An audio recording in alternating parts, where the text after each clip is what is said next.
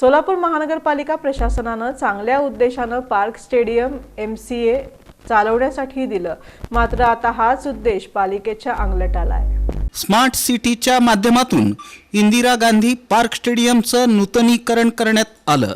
एक चांगल्या दर्जाचं म्हणजेच इथं रणजी सामने होतील असं सुसज्ज स्टेडियम करण्यात आलं। मात्र या स्टेडियमचा देखभाल दुरुस्तीचा खर्च मोठा असल्यानं तो महापालिकेला न परवडणारा होता।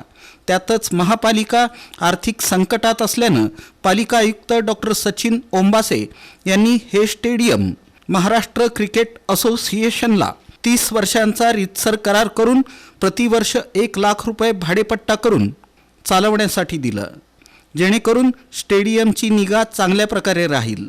शिवाय इथं भविष्यात रणजी क्रिकेट सामने होतील, तसंच चांगल्या दर्जाचे क्रिकेट क्लब येतील। यामुळे सोलापुरात चांगले क्रिकेटपटू तयार होतील। या उद्देशानं पालिका प्रशासनानं हे स्टेडियम MCAला चालवण्यासाठी दिलं, मात्र हा करार करताना प्रशासनाकडून काही चुका झाल्या। त्यामुळं आता पार्क स्टेडियम संकटात सापडला आहे। भाडे करार करताना 500 रुपयांच्या नोटरीवर MCAला स्टेडियमचा ताबा दिला आहे। त्यामुळं सुमारे 1.5 कोटींचा मुद्रांक शुल्क बुडाला आहे। दरम्यान याबाबत पालिका आयुक्त डॉक्टर सचिन ओंबासे यांनी मुद्रांक शुल्क माफ व्हावं यासाठी शासनाला पत्रव्यवहार केला, मात्र शासनाकडून अद्याप याबाबत उत्तर मिळालं नाही। याविषयी पालिका आयुक्त डॉक्टर सचिन ओंबासे यांना विचारलं असता मुद्रांक शुल्क भरण्याबाबत आपण महाराष्ट्र क्रिकेट असोसिएशनला पत्राद्वारे कळवलं आहे। मुद्रांक शुल्क न भरल्यास संबंधित करार रद्द करण्यात येणार असल्याचं पालिका आयुक्त डॉक्टर सचिन ओंबासे यांनी सांगितलं। जून महिन्यामध्ये पूर्ण विविध प्रक्रिया जी आम्हाला महानगरपालिकेच्या कायद्यानुसार आहे त्यानुसार राबवून मुंबई महाराष्ट्र क्रिकेट असोसिएशन जे आहे तर त्यांना ते सिलेक्ट केलं गेलं आणि 30 वर्षासाठी हा करार करण्यासाठी हे प्रयोजित आहे। परंतु हे स्टेडियम साधारणतः हा स्टेडियमचा वर्षाचा जो खर्च जवळजवळ 1 कोटीच्या आसपास खर्च येत होता आणि त्यातून येणारी इन्कम साधारणतः 10 ते 15 लाखाच्या दरम्यान येत होतं। पण त्यामुळं आणि त्याच्यात मुद्दा असा होता की ऑफिशियली MCAकडे हे स्टेडियम नसल्यामुळं तिथं वेगळ्या मॅचेस भरवण्याला सुद्धा अडचण येत होती। त्यामुळं मग त्यांनी आम्ही ही विविध प्रक्रिया करून प्रक्रिया केली आणि त्यानंतर पुढचा टप्पा असतो की आपल्याला त्यांना हँडओव्हर करणे आणि त्याचा नोंदणीकृत करारनामा करणे।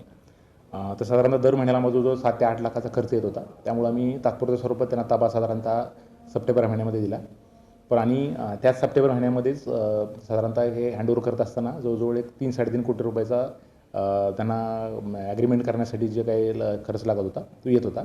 त्यांनी आम्हाला लेखी स्वरूपात विनंती केली आणि त्यानंतर आम्ही 9 सप्टेंबर रोजी ते जे शुल्क जे पत्र आहे ते आम्ही शासनाला पाठवलं आणि शासनाला पाठवल्यानंतर त्यांचा पाठपुरावा आता सुरू आहे आणि आता आम्ही त्यांना वेळोवेळी सूचित पण केलं की लवकरात लवकर करा। त्यानंतर मागच्या आठवड्यात आम्ही ही प्रक्रिया लवकरात पूर्ण करून घेण्यात यावी, अन्यथा जर आपण विहित वेळेमध्ये जर जे नोंदणीकृत करारनामा आहे तो जर आपण पूर्ण केला नाही तर आम्ही तो करार रद्द करू, असे सुद्धा एक लेखी स्वरूपाचं पत्र आम्ही मागच्या आठवड्यात दिलेलं आहे। आणि ही जी पूर्ण प्रक्रिया केली होती याच्यामध्ये चांगल्या आपल्या जे लोकल जे खेळाडू आहेत त्यांना राज्यस्तरावरचं आणि महाराष्ट्रातले आणि देशातले इतर खेळाडूसुद्धा या ठिकाणी यावेत, या चांगल्या उद्देशानंच केलेली ही पूर्ण प्रक्रिया होती।